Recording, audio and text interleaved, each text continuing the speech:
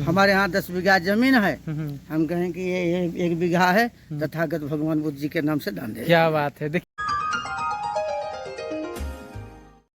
साथियों नमस्कार, आप देख रहे हैं नेशनल जनमंच बलराम कुमार के साथ। और इस वक्त हम आ चुके हैं सौली जगह है, सौली ग्राम है। और ये देखिए यहाँ पर आनंद बौद्ध विहार सौली में पहुंच चुके हैं। आप देख सकते हैं बुद्ध विहार है और काफ़ी शानदार है। मेन सड़क के किनारे है, सोनभद्र जिला पड़ता है। और हम बात करेंगे और भी लोगों से जानकारी प्राप्त करेंगे कि किस तरह का जो है ये बुद्ध विहार कैसे बना और क्या इसका इतिहास है, कैसे लोग यहाँ आ सकते हैं, इसके संदर्भ में बात करेंगे। सर नमो बुद्धाय। नमो बुद्धाय। क्या नाम है सर आपका?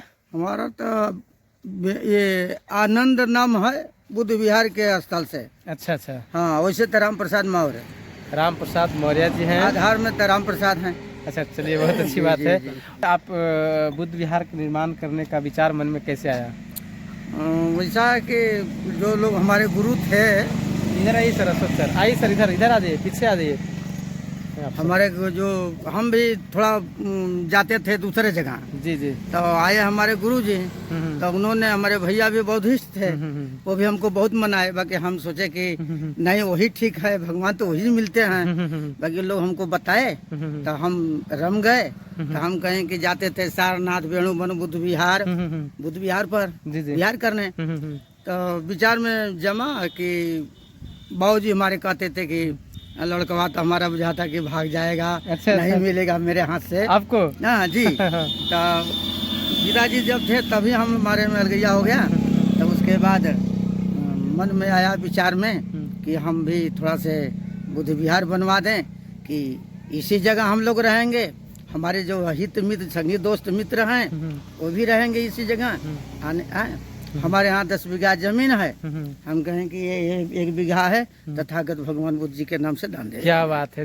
साधु मेरे तरफ से काफी साधुवाद है इनका सर जी का। और एक चीज और है, हमारे बीच के ये जो हैं, ये जी हमारे मित्र हैं। जी। और कुछ और भी लगते हैं, बाकी जो भी कुछ हैं यही हैं। इनसे बात करिए। क्या नाम है आपका सर जी? इंद्र बहादुर मौर्य हमारा नाम है। जी। आपके चैनल के जी सभी दर्शकों को वंदन है हमारा। और मेरा नाम इंद्र बहादुर मौर्य पड़ेगा। जी।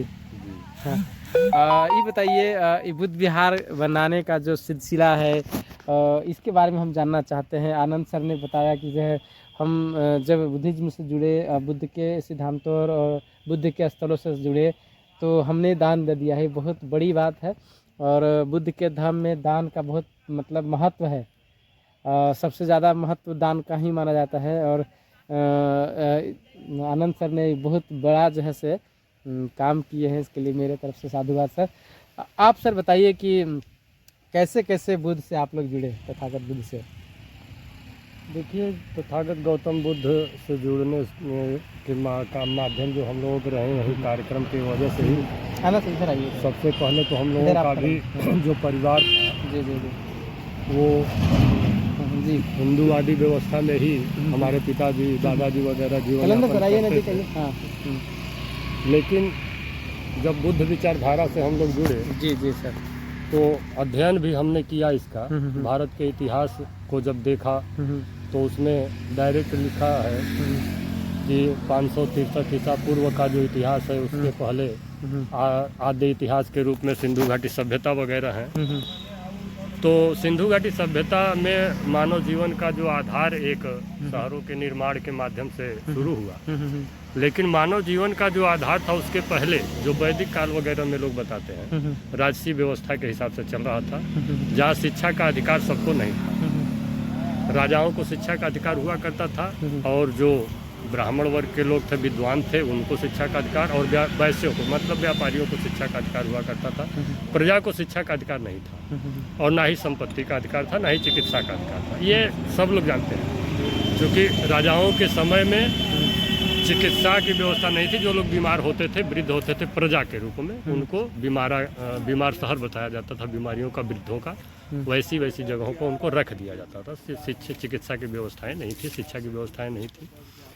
तो धर्म के परिवेश में पहली क्रांति तथागत गौतम बुद्ध के माध्यम से आई पूरे विश्व में मानव जाति के लिए, जिन्होंने सबसे पहले कहा अत्त दीपो भव, आप अपना दीपक स्वयं बने। और इसके लिए अपना दीपक आप तभी बन पाएंगे जब आप सबसे पहले त्रिशरण की शरण में जाएं। बुद्धं शरणं गच्छामि का सबसे पहले तथागत गौतम बुद्ध ने सिद्धांत दिया, और बुद्ध ने कहा कि ज्ञान की शरण में जाइए और ज्ञान के उस अंग की शरण में जाइए जिसको आप जानना चाहते हैं। आप अगर खेती करना चाहते हैं तो कृषि के बारे में संपूर्ण ज्ञान प्राप्त करिए।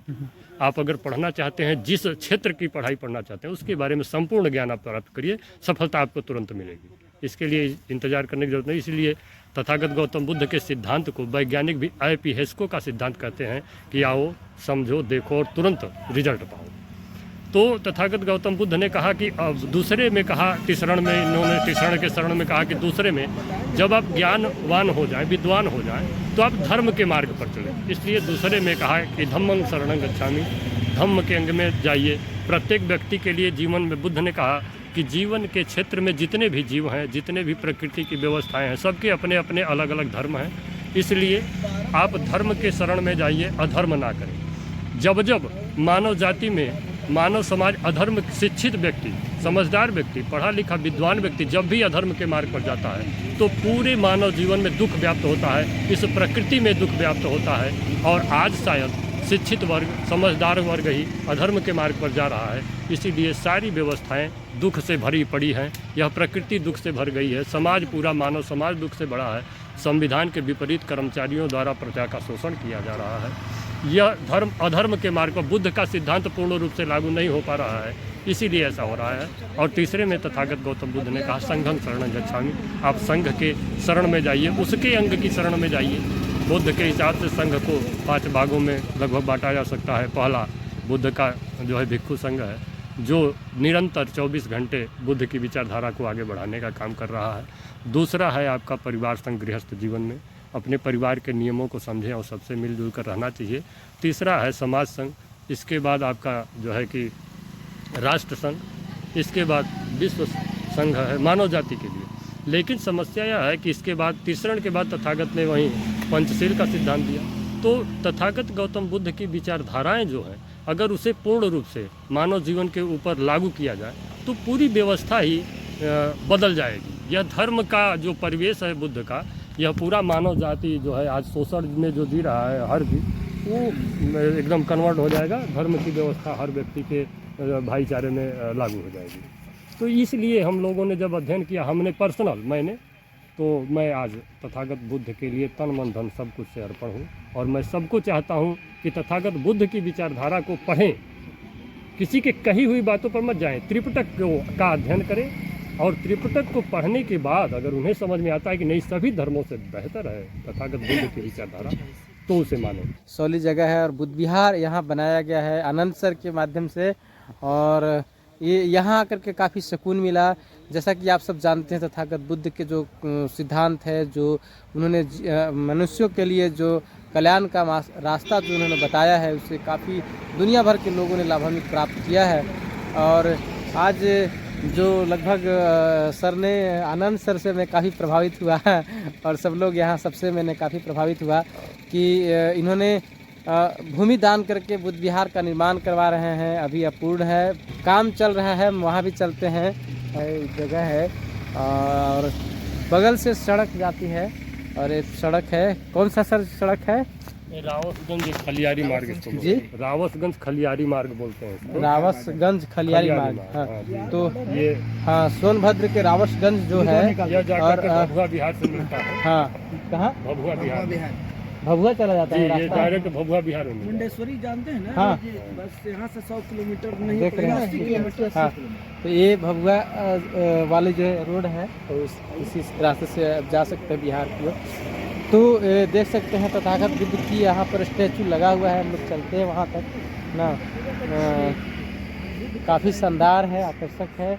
और जैसा कि देख सकते हैं तथागत बुद्ध का स्टैचू है यहाँ पे, तो देख सकते हैं इधर ये सब नज़र आएगा। तो अभी निर्माणाधीन है, लेकिन काफ़ी शानदार है। आप देख सकते हैं दोनों तरफ से रास्ता है, आगे से भी सड़क मार्ग है, इधर से भी सड़क है। 1 जनवरी के हाँ हाँ यहाँ 50 लोग हाँ हाँ यहाँ भंडारा हुआ, हाँ 50 लोग भोजन दान किए यहाँ। हाँ हाँ हर साल होता है पता है। 1 जनवरी को। 1 जनवरी को, हाँ हाँ, नए साल पर नए वर्ष। हर साल होता है। और जब जब बुद्ध का विचार दुनिया देश दुनिया में फैला है, तब तक मानव समाज का कल्याण हुआ है और बुद्ध के सिद्धांतों को, विचारों को जन जन तक पहुंचाने का एक काम आनंद सर की ओर से हो रहा है। बहुत बहुत साधुवाद आनंद सर को। इंद्र बहादुर मौर्य जी हैं, तो आप तमाम सबको निश्चित मंच की ओर से काफ़ी साधुवाद कि आप सबने लगातार जो है से तथागत बुद्ध के विचारों, सिद्धांतों को आम जनता तक पहुंचाने का काम कर रहे हैं। ये जमीन देखिए वहाँ तक है, ये है ना, हाँ। एक कपड़ा ये है, अच्छा अच्छा, एक बीच वाला है, बीच वाला एक आगे वाला है, वहाँ तक है। हाँ, ये नाली है सरकारी। तो देख सकते हैं आगे तक ज़मीन है, बुद्ध विहार का है। इन्होंने दान किया है आनंद सर ने, और बहुत बड़ा जो है से दान है, महादान कहिए। और तथागत बुद्ध का स्टैचू लगा हुआ है, धीरे धीरे काम प्रगति पे चल रहा है और यह काम आगे तक भी बढ़ेगा। तो आप तमाम दर्शक नेशनल जर्नलिस्ट को देखते रहें ना, तमाम दर्शकों को नेशनल जर्नलिस्ट देखने के लिए धन्यवाद, शुक्रिया। आप इस वीडियो को लाइक, कमेंट, शेयर जरूर करेंगे। धन्यवाद, शुक्रिया। साथियों, नेशनल जनमंच को सब्सक्राइब करें, साथ ही बेल आइकन की घंटी को बजाएं।